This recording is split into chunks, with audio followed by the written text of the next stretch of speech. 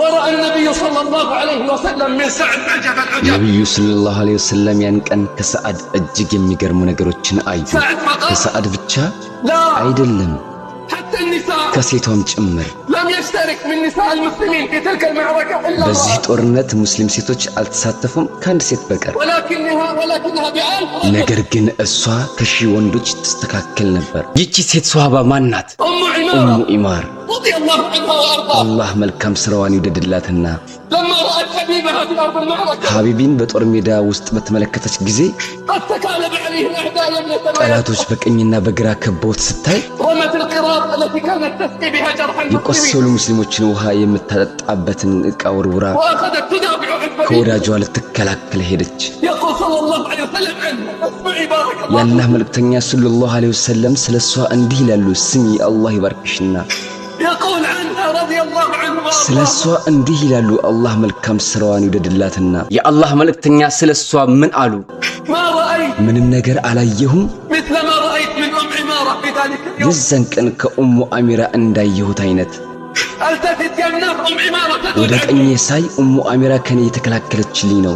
التفت يسره أم عمارة تدود عنه ወደ ግራም ስዞር ኡሙ አሚራ ከኔ የተከላከለችልኝ ነው يقول لها النبي صلى الله عليه وسلم في أرض المعركة የአላህ መልእክተኛ ሰለላሁ ዐለይሂ ወሰለም እንዲህ ይሏታል በጦር ሜዳው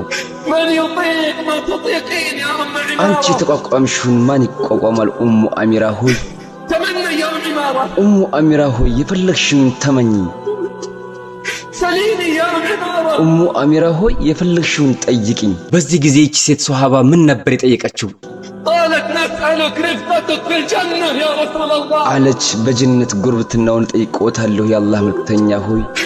نسألك رفقتك في الجنة يا رسول الله የአላህ መልእክተኛ ሆይ በጀነት ጉርብትናውን ጠይቆታለን قال እንዲህ አሉ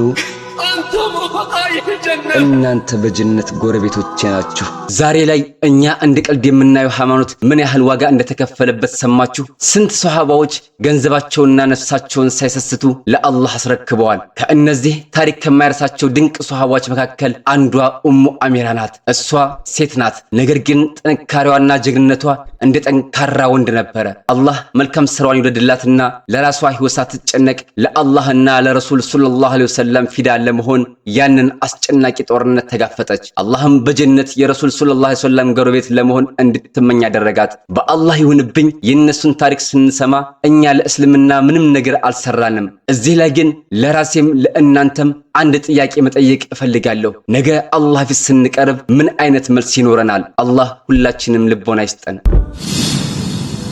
አኺራ ቲዩብ እስላማዊ ቻናል